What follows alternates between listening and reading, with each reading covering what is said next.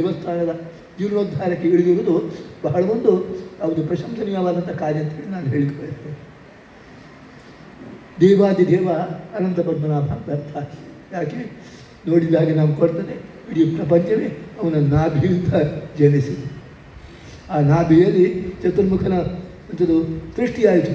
ಆ ಚತುರ್ಮುಖ ಅಂತ ಹೇಳೋದು ಅವ ಬ್ರಹ್ಮಾಂಡದ ಅಭಿಮಾನಿ, ಬ್ರಹ್ಮಾಂಡಕ್ಕೆ ಮುಖ್ಯ ಅಭಿಮಾನಿ ಆ ಚತುರ್ಮುಖ ಅಂತ ಅರ್ಥ. ಅಜಸ್ಯ ನಾಭ ಅವಧ್ಯೇಕ ಬರ್ಪಿತಂ ಯಸ್ಮಿನ್ ವಿಶ್ವ ಭುವನಾನಿ ತತ್ವ ವೇದ ಹೇಳ್ತದೆ. ವೇದದಲ್ಲಿ ಬಂತದ ವಾಕ್ಯ ಇದು. ಪರಮಾತ್ಮನ ನಾಭಿಯಲ್ಲಿ ಒಂದು ವಸ್ತು ಇದೆ, ಅದರಲ್ಲಿ ಇಡೀ ಪ್ರಪಂಚವೇ ಇದೆ. ಯಾವುದು ಅಂತ ಪದ್ಮ ಅಂತ ಅರ್ಥ ಅದು. ಯಾಕೆ ಮತ್ತೆ ವೇದದಲ್ಲಿ ಪದ್ಮ ಅಂತ ಹೇಳಿದ್ರು ಕೂಡ ಯಾವುದು ಸ್ಮೃತಿಗಳಲ್ಲಿ ಪುರಾಣಗಳಲ್ಲಿ ಹೇಳ್ತಾರೆ.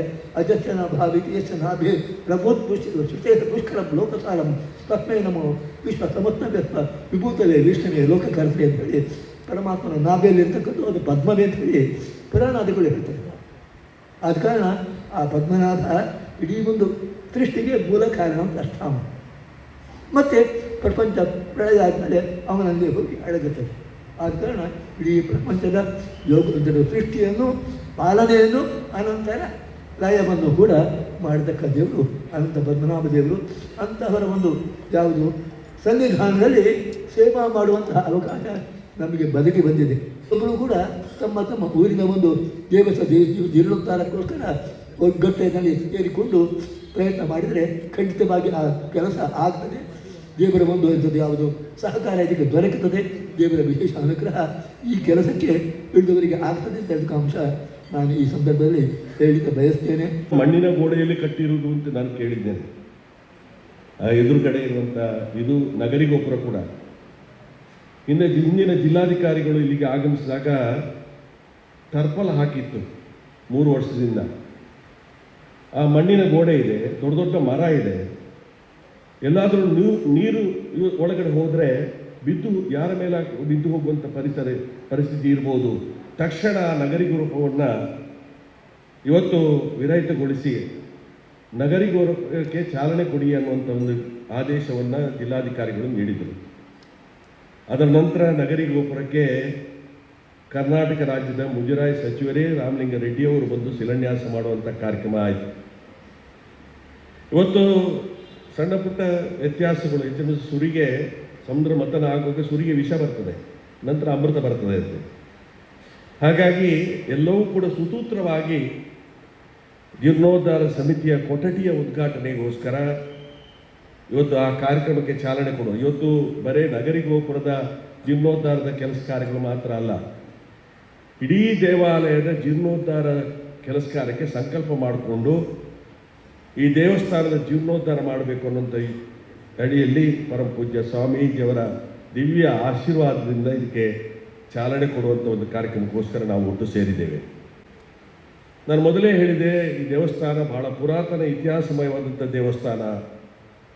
ಇದರ ಭಕ್ತಾಭಿಮಾನಿಗಳು ಅಪಾರವಾದಂಥ ಭಕ್ತಾಭಿಮಾನಿಗಳಿದ್ದಾರೆ. ಬಹಳ ಹಿಂದಿನ ಕನಸು ಸಂಕಲ್ಪ ಇವತ್ತು ಅದು ಆಗಬೇಕು ಅನ್ನೋ ರೀತಿಯಲ್ಲಿ ಮಾನ್ಯ ಶಾಸಕರು ಕೂಡ ಎಲ್ಲರ ಸಹಕಾರ ಕೂಡ ಇವತ್ತು ಇದಕ್ಕೆ ಬೇಕು ಅನ್ನುವಂಥ ರೀತಿಯಲ್ಲಿ ಮನವಿ ಮಾಡಿಕೊಂಡಿದ್ದಾರೆ. ಹೆಚ್ಚಿನ ವರ್ಷ ಪ್ರತಿ ಮನೆಯವರು ಕೂಡ ನಮ್ಮ ಮನೆಯ ದೇವಸ್ಥಾನ ಅನ್ನುವಂಥ ರೀತಿಯಲ್ಲಿ, ನಾನು ಬಹಳ ವರ್ಷಗಳ ಹಿಂದೆ ಬಂಟ್ವಾಳ ತಾಲೂಕಿನಲ್ಲಿ ಉಳಿ ಗ್ರಾಮ ಅಂತೇಳಿತ್ತು. ಆ ಗ್ರಾಮವನ್ನು ಉದಯವಾಣಿ ಪತ್ರಿಕೆಯವರು ಗುರುತು ಮಾಡಿದಿರೋದು ಕುಗ್ರಾಮ ಅಂತೇಳಿ. ಆ ಗ್ರಾಮದಲ್ಲಿ ಸುರಿಗೆ ಗ್ರಾಮಸ್ಥರೆಲ್ಲ ಸೇರಿ ಸುರಿಗೆ ಆ ಗ್ರಾಮದ ದೇವಸ್ಥಾನವನ್ನು ಜೀರ್ಣೋದ್ಧಾರ ಮಾಡಬೇಕು ಅಂತ ಹೊರಟರು. ಅಲ್ಲಿ 100ರಲ್ಲಿ 95% ಕೂಲಿ ಕೆಲಸ ಮಾಡುವಂಥವ್ರು, ಕಾರ್ಮಿಕ ವರ್ಗದವರು, ಬಡವರೇ ಬೀಡಿ ಕಟ್ಟಿ ಬದುಕುವಂಥವ್ರು. ಅವರೆಲ್ಲ ಒಟ್ಟು ಸೇರಿ ಇವತ್ತು ದಿವಸ ಊಟ ಮಾಡುವಂಥ ಅಕ್ಕಿಯಲ್ಲಿ ಒಂದು ಹಿಡಿ ಅಕ್ಕಿಯನ್ನು ತೆಗೆದಿಟ್ಟು ಆಗಿನ ಸಮಯದಲ್ಲಿ ಬಹಳ ಆಕರ್ಷಕವಾದಂಥ ದೇವಾಲಯವನ್ನು ನಿರ್ಮಾಣ ಮಾಡಿದರು. ಆ ದೇವಾಲಯದ ಅಂಗನವನ್ನು ಅರಿಲಿಕ್ಕೆ 800 ಮಂದಿ ಹೆಣ್ಣು ಮಕ್ಕಳು ಬಂದು 3 ದಿವಸಗಳ ಕಾಲ ಕೆಲಸ ಮಾಡಿದರು ಅಂತ ಕೇಳಿದೆ. ಇವತ್ತು ಆ ಗ್ರಾಮ ಕುಗ್ರಾಮವಾಗಿ ಉಳಿದಿಲ್ಲ. ಈಗ ಆ ಗ್ರಾಮ ಇವತ್ತು ಇಡೀ ಬಂಟ್ವಾಳ ತಾಲೂಕಿನಲ್ಲಿ ಒಂದು ಪ್ರಗತಿಪಥವಾದಂಥ ಗ್ರಾಮವಾಗಿ ಮುಂದೆ ಬರುವಂಥ ಅವಕಾಶ ಆಗಿದೆ. ಆ ದೃಷ್ಟಿಯಲ್ಲಿ ನಾವೆಲ್ಲರೂ ಕೂಡ ನನ್ನದು ಅನ್ನುವಂಥ ರೀತಿಯ ಭಾವನೆ ಬರುವಂಥ ರೀತಿಯಲ್ಲಿ ಇವತ್ತು ನಾವೆಲ್ಲರೂ ಕೂಡ ಅದಕ್ಕೆ ಸರಿಯಾದ ರೀತಿಯಲ್ಲಿ ಸಹಕಾರವನ್ನು ನೀಡಿ ದೇವರಿಗೆ ನಾವು ಅರ್ಪಣೆ ಮಾಡುವಂಥ ಕಾಣಿಕೆ ಅನ್ನುವಂಥ ರೀತಿಯಲ್ಲಿ ಪರಮಪೂಜ್ಯ ಸ್ವಾಮೀಜಿಯವರು ಹೇಳಿದ್ದಾರೆ, ದೇವರಿಗೋಸ್ಕರ ನಾವು ಪ್ರಾರ್ಥನೆ ಮಾಡಬೇಕಾಗಿಲ್ಲ, ನಮಗೋಸ್ಕರ ನಾವು ಪ್ರಾರ್ಥನೆ ಮಾಡಬೇಕು.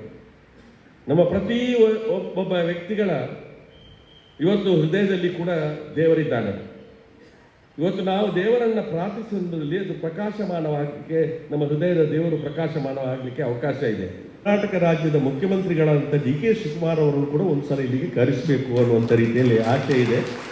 ಅವರ ಸಹಕಾರವನ್ನು ಕೂಡ ಪಡ್ಕೊಳ್ಬೇಕು ಅನ್ನುವಂಥ ರೀತಿಯ ಉದ್ದೇಶದಿಂದ ಮುಂದಿನ ದಿವಸ ಇವತ್ತು ನಾವೆಲ್ಲರೂ ಕೂಡ ನಿರೀಕ್ಷೆ ಮಾಡಿದಂಥ ರೀತಿಯಲ್ಲಿ ಈ ದೇವಾಲಯದ ಕೆಲಸ ಕಾರ್ಯ ಕೂಡಿ ಬರ್ತದೆ. ಅಷ್ಟೊಂದು ಶಕ್ತಿವಂತ ದೇವರು ಅನಂತ ಪದ್ಮನಾಭ ಅಂತ ಹೇಳಿ ತಪ್ಪಾಗಲಿಕ್ಕಿಲ್ಲ.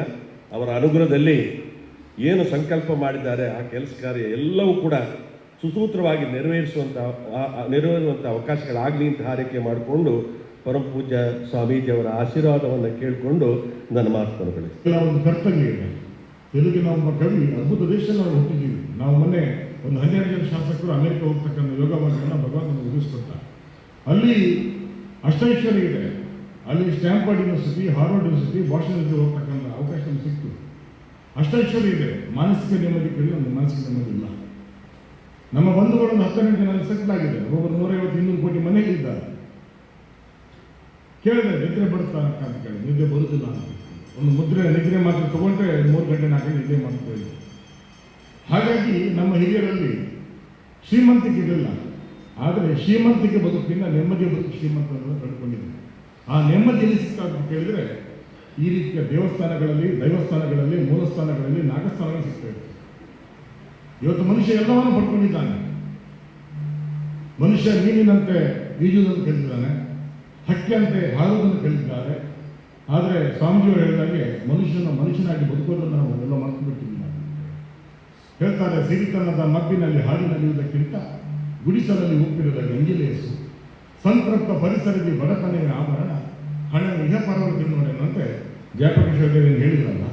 ಖಂಡಿತ ಪ್ರತಿ ಮನೆಗೂ ನಾವು ಮಾಲಿಕೂರಿನಲ್ಲಿ ಅದೇ ಪ್ರಯೋಗನ ಮಾಡಿದ್ವಿ. ಒಂದು ಶಿಲಾ ಸೇವೆ ಅಂತ ಕುಮಾರಗುರು ಬಂದರು. ಅದರ ಹಿಂದಿನ ನಮ್ಮ ಶಕ್ತಿ ದಿಶಕ್ತಿ ಆಗಿದ್ದು ಬಹಳ ಅದ್ಭುತವಾಗಿ ನಮ್ಮ ನಿರೀಕ್ಷೆಗೆ ಮೀರಿ. We have not demanded even single entry from anybody. ಯಾರು 1 ರೂಪಾಯಿ ಕೇಳಿಲ್ಲ ನಾವು.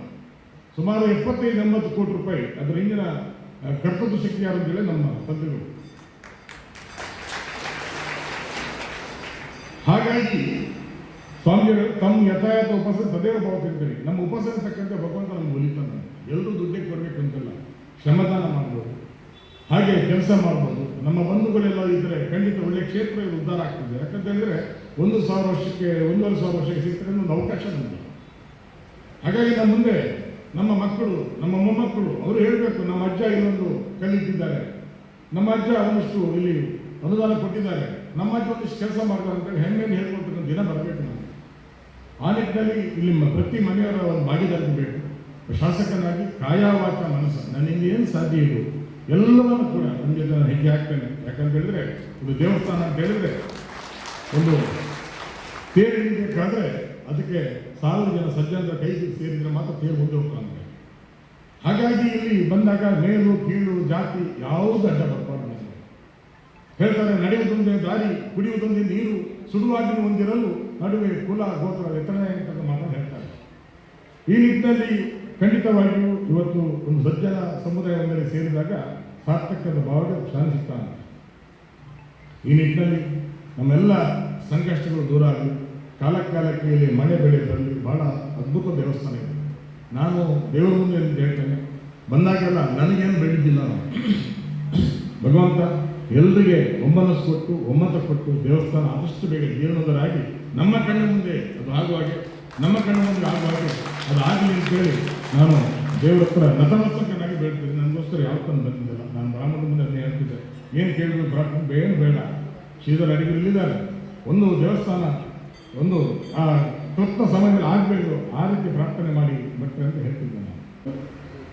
ಇವಂಥ ಒಂದು ದೇವಸ್ಥಾನದ ಕೆಲಸವನ್ನು ಮಾಡುವಾಗ ಕೇವಲ ನನಗೋಸ್ಕರ ಅಲ್ಲ, ಇಡೀ ಭಕ್ತಾದಿಗಳು ಕೇವಲ ಪೆರಡೂರಿನವರಲ್ಲ, ಈ ಪೆರಡೂರು ದೇವಸ್ಥಾನಕ್ಕೆ ಪ್ರಾಯಶಃ ಎಲ್ಲ ಭಾಗದ ಘಟನೆಯಿಂದಲೂ ಬರ್ತಾರೆ. ಎಲ್ಲರೂ ಭಕ್ತಾದಿಗಳಿರುವಾಗ ಎಲ್ಲರ ಬಯಕೆಯಂತೆ ಇದನ್ನು ನೆರವೇರಿಸ್ತಾ ಇದೆ. ಅತಿ ಶೀಘ್ರದಲ್ಲಿ ಇದೊಂದು ಆಗಲಿ. ಹಾಗೆ ಅದರ ಚಿತ್ರಣವನ್ನು ನಕ್ಷೆಯನ್ನು ನೋಡುವಾಗ ಬಹಳ ಅದ್ಭುತವಾಗಿ ಕಾಣ್ತಾ ಇದೆ. ಉದ್ಘಾಟನೆ ಆಗುವ ಸಂದರ್ಭದಲ್ಲಿ ಇದನ್ನು ನೋಡುವಂಥ ಅವಕಾಶ ನಮಗೆ ಸಿಕ್ಕಲಿ ಅಂತ ಅತಿ ಶೀಘ್ರದಲ್ಲಿ ಮಾಡಬೇಕು. ಅದರೊಟ್ಟಿಗೆ ಈ ದೇವಸ್ಥಾನಕ್ಕೆ ಹೋಗಿ ನಾವು ಬೇಡ್ತೇವೆ, ಸಮಾಜ ದೇವಸ್ಥಾನ ಕೇವಲ ನನಗೋಸ್ಕರ ಮಾತ್ರ ಕೇಳಬಾರ್ದು, ಸರ್ವೇ ಜನ ಸುಖಿನೋ ಭವಂತು ಅಂತ ಕೇಳುವಂಥದ್ದಾಗಬೇಕು. ಎಲ್ಲರಿಗೂ ಸಮಾಜಕ್ಕೆ ಒಳಿತನ್ನು ಮಾಡುವಂತೆ ಕೇಳುವಂಥದ್ದು ಬಿಟ್ಟರೆ ಕೆಲವೊಮ್ಮೆ ಏನಾಗ್ತದೆ, ನಾನು ಬಹಳ ದುಡ್ಡನ್ನು ಕೊಟ್ಟಿದ್ದೆ, ಆದರೆ ನನ್ನ ಬಯಕೆಯ ಮನಸ್ಸು ಏನಂತ ಹೇಳಿದರೆ ಇಡೀ ಊರಿನ ಪ್ರತಿಯೊಂದು ಮನೆಯಿಂದ 1 ರೂಪಾಯಿ ಆದರೂ ಬಂದರೆ ಎಲ್ಲರ ಸೇವೆಯನ್ನು ಕೊಟ್ಟಿದ್ದಾರೆ ದೇವಸ್ಥಾನಕ್ಕೆ ಅನ್ನುವಂಥ ಭಾವನೆ ಇದ್ದಾಗ ನಮ್ಮೆಲ್ಲರ ದೇವಸ್ಥಾನ ಅನ್ನುವಂಥ ಬಯಕೆಯ ಮನಸ್ಸು ಅವರಲ್ಲಿ ಇರ್ತದೆ.